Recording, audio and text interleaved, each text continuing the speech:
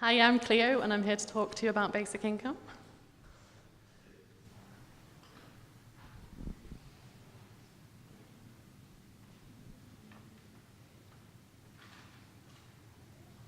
At some point.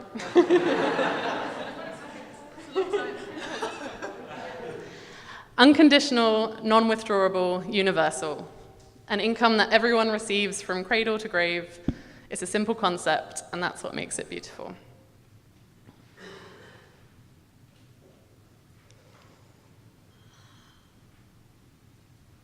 When you start looking at the specific economic models for basic income, that's when it becomes much more complicated. How much is it? How do we find the money for it? Who do we tax more? When do we pay it? How do we pay it? That all becomes very complicated, but we can understand how it would affect us and our families and the people we know just by understanding the basics.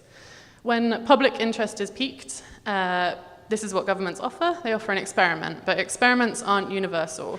Basic income goes to everyone. That's the intrinsic aspect of it. So an experiment can't represent what a full basic income would do for a society. This is often the problem. A government can come in and potentially we're really close, we already have a basic income and they can take it away, which is kind of what happened with the Ontario experiment. So as citizens, for it to work, we need to understand it, demand it, and not let people take it away. So what is work? In physics, it's the energy transferred when an object is moved by an external force, and we tend to define it as labor and time exchanged for money.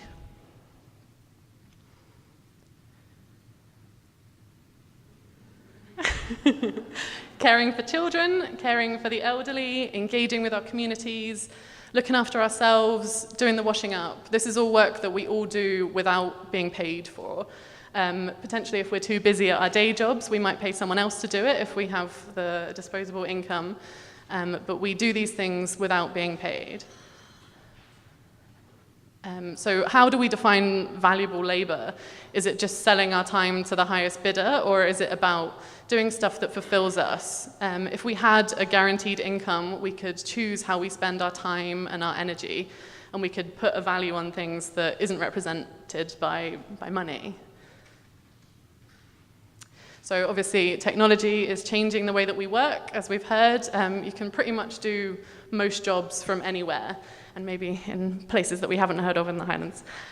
But contracts and employers are only just starting to acknowledge that. Many things can now be automated that were once done by humans, which I don't think is inherently a bad thing. I think automation is a scary concept, but if you can automate a job or part of a job that used to be done by a person, then she should be able to put her feet up and either work less or do a more interesting part of her job for the rest of the week.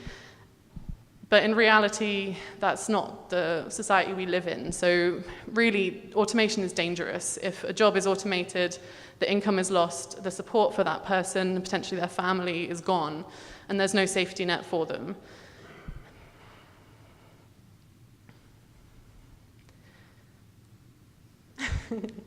Should have thought of more things to say there.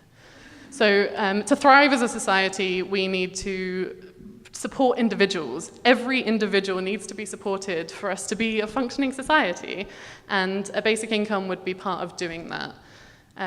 It would mean that people could change what they're up to and they wouldn't be completely lost. This is a question that I genuinely get asked when I talk about basic income by people that I am surprised by. Maybe they're just asking me if I would sit around in my pants, which has been known to happen, but if we think about this carefully, if you give someone the basic means to survive and what they do is nothing, they spend time at home sitting on their sofa, this is a sign of a deeper problem within that person. And as a society, we should strive to support people that are struggling to function rather than vilifying them. And a basic income would be part of doing that. So this is a theory that I've lazily stolen from Bullshit Jobs. It's the joy that an infant feels when they're flailing their limbs around and they realize that it's them that's causing objects to crash to the ground. Humans need to work to feel happy, and they need to cause change, meaningful change, to feel meaningfully happy. So obviously we're all on board with basic income. When do we get our paycheck? But we know that the state of the world is in disrepair. Is it really something that's going to happen?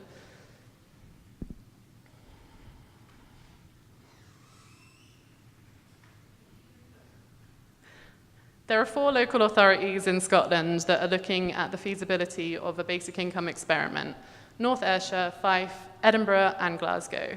Scotland is seriously considering this as part of its future. So now is the time for us to say, we want a basic income, and we want you to make it happen. I'm here representing Citizens Basic Income Network Scotland, and we are here to empower people to join in the conversation. Like I say, it's universal, it's non-withdrawable, and it's unconditional. That's all you need to know to tell us how it would affect your life and to engage with the conversation. So you can come along to our events, you can read the stuff that we have online. Like I say, the data that comes from basic income experiments is of course valuable and interesting, but it kind of tests a hypothesis rather than looking at what a basic income would do. We can all say what a basic income would do for us, and that is incredibly valuable to the conversation that's happening around the world. This is an interesting question to ask, and it's a fun question to answer. So if you have an interesting answer to this question, you can tweet us at CBIN Scott. I would paint and I would write, and it wouldn't have to be good because it wouldn't have to pay me to make up for the time that I was spending doing it. I want to see a future of work that recognizes centuries of unpaid care, that recognizes the work that people do to look after their families and lets them do it if they want to. I want to see a future of work that lets creativity happen regardless of whether it makes a profit. And a basic income would be part of that future of work. Thanks.